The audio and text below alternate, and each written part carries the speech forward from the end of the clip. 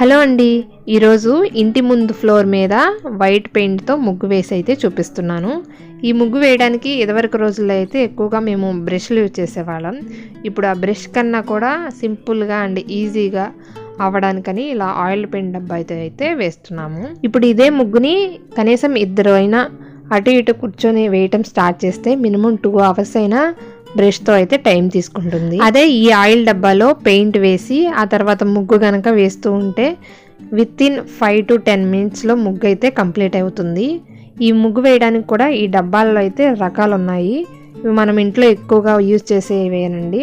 అంటే సైకిల్లోను మిషన్స్లోను ఆయిల్ వేస్తూ ఉంటాం కదా, ఆయిల్ పోసుకునే డబ్బాలే. వీటిలో 2 types అయితే ఇప్పుడు నా దగ్గర ఉన్నాయి.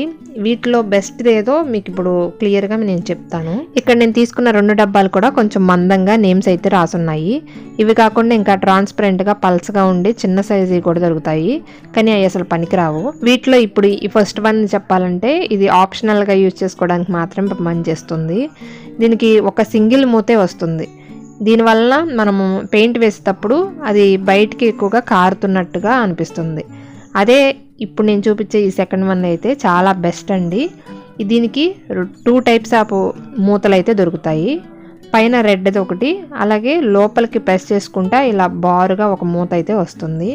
దీనివల్ల ఏంటంటే లోపల ఉన్న లిక్విడ్ బయటకు కక్కకుండా 2 కూడా మనకు సేఫ్టీగా ఉంటుంది. అందువల్ల ఈ సెకండ్ వన్ అనేది ఎక్కువగా యూజ్ అయితే అవుతుంది.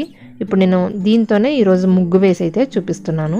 వెల్కమ్ బ్యాక్ శ్రీ నవీన మేకింగ్. మీరు ఫస్ట్ టైం నా వీడియో చూస్తున్నట్లయితే ప్లీజ్ సబ్స్క్రైబ్ చేసుకోండి. ఇలాంటి వీడియోలు మరెన్నో చూడగలుగుతారు. ఫస్ట్ ఇక్కడ నేను కలర్ పెయింట్తో ముగ్గు వేసే ముందు చాక్ పీస్తో ముగ్గు ఒకసారి డ్రా చేసుకుని ఆ తర్వాత అయితే కలర్ పెయింట్ దాని మీద వేస్తున్నాను.